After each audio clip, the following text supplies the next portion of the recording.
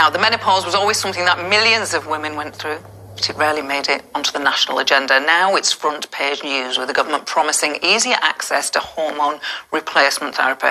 But there is a nationwide shortage of the medication, leaving thousands of women desperate for help. Carolyn Harris is Labour MP for Swansea East and also chairs the all-party parliamentary group on the menopause, and I'm delighted that she joins me in the studio. It is good to see you. Thank you, Gloria. So the government are going to appoint a HRT czar to tackle these terrible shortages, leaving menopausal women unable to access the medicine they need. That's a good thing, isn't it? Well, yeah, it's a good thing, provided whoever is appointed is going to hit the ground running and get the problem sorted. What we don't need is someone to come in and look at the problem, because we know what the problem is. And, you know, that's my only reservation, and it has to be someone who really gets this and understands that there are quite easy solutions to get this sorted immediately. And there are 1 million women on HRT. Just tell us what happens if they can't get access to the treatment that they need. Well, a lot of women still can't get access to the treatment. We know that because it's one of those subject areas which a lot of GPs don't really feel comfortable about diagnosing. But if you've been taking these hormones and you've started to replace the hormones into your body and you're starting to level out again, then you are beginning to feel normal again. When women lose these hormones, the anxiety, the depression, the migraines, the restlessness, the sleepless nights, the aching, bones, wrists, knees, the symptoms are really quite debilitating. So now that women will have started putting that into their body, they will start to be feeling normal, and all of a sudden we're saying, oh, we haven't got it to give you. And it's causing huge, huge problems. We know that historically, the suicide rate amongst women who are menopausal between 45 and 51 is 16 times higher than it is under normal circumstances. That will increase if women are going to be denied this hormone, because it really is a desperate situation.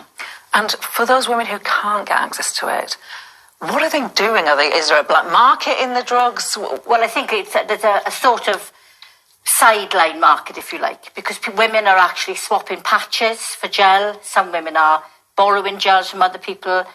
There were other products available which were not what was originally prescribed, but now they are in short supply because, again, the preparation wasn't made. And then there is another product made by a different company which can't get local formulary approval. So that's what the warehouses are full of that, but nobody's able to prescribe it. It's a postcode lottery, and that only 2 geographical areas are able to subscribe that. So it's just a terrible, terrible situation. But it comes to something when it's screaming and shouted in the House of Commons that has led to the government actually doing something about women's health. And that's going to stop, Gloria. We've got to start realising that women are really important to this country, and they deserve the respect of having appropriate medication and appropriate support and care.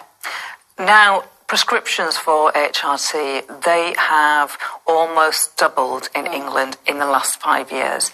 Is there an argument that producers perhaps they didn't know about this rapid growth, and so they didn't know that they had to produce more? There's no excuse. There's no excuse from the government for not preparing the suppliers. There's no excuse from the supplier of this product for not preparing, because this hasn't happened anywhere else in the world. This is only in this country. And that's because of the good work that's been done by all those fantastic campaign groups out there, some phenomenally important women like Davina McCall and Penny Lancaster, Mariella Frostrop. It's only when they sort of come out with and said, we want to really support this. Women have been empowered. Women were afraid to go to the doctor and say, I don't want to be on antidepressants, which I've been on for 12 years. Because I thought I was having a nervous breakdown. I now know that I was menopausal, and I'm not the only woman in that position. There are thousands of women who believe, or their doctors believe, they're going through depression or going through nervous breakdowns. They're actually menopausal. And that is a lack of knowledge with doctors. But this government have made promises and they're not keeping up with the promises. They've got to get better, and they need to get better now. And you're the Conservative MP, she's chair of the Women Equalities Committee, Carolyn knows. She says, you can't help but think that if this was a drug used exclusively by men, they'd have sent in the army to beef up production by now. Is that... She's absolutely right. I mean, one little known fact is that in certain circumstances, you can get Viagra free on the NHS in England. We can't get HRT free for women. in England on the NHS. So that, to me, says it all. And there's talk of a menopause revolution happening. You have been absolutely central to that. You have joined together with other great campaigners and probably assembled those campaigners, whether that be Davina McCall, Penny Lancaster, Marilla Frostrop, Rod Stewart today. He was holding up a copy of the front page of a national newspaper. You can see him there. Is change is coming, but it's not here yet, is it? Well, for years we've had fantastic campaign groups who do brilliant work. We changed the name from Revolution to Mandate because we really believe that this is an opportunity for all these groups to come together with these prominent women, given every opportunity for each part of the campaign of what menopause care in this country. The Women and Equality Select Committee. Let's just briefly talk Angela Rayner, the Deputy Leader of the Labour Party. The claims in the newspaper that Ms Rayner crossed and uncrossed her legs on the front bench in an attempt to distract Boris Johnson. Everybody, Tory, Labour, whoever, they're all appalled by this story. But somebody briefed it.